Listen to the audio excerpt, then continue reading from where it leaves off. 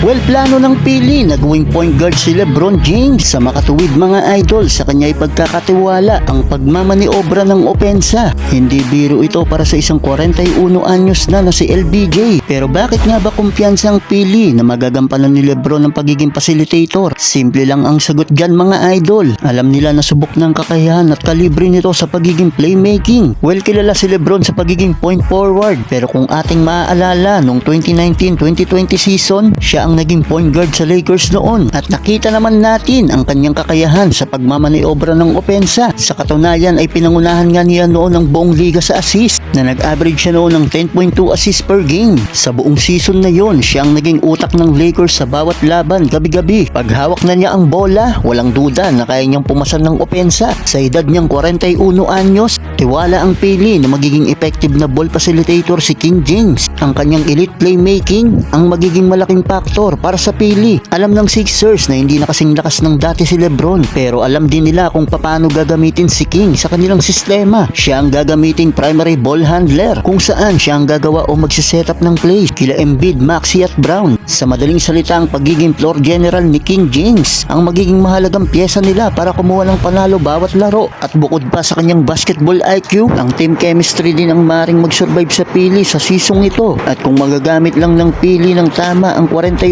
anyos na si King James, hindi malabong maging isa silang contender team this season. Kayo mga idol, ano ang masasabi nyo dito?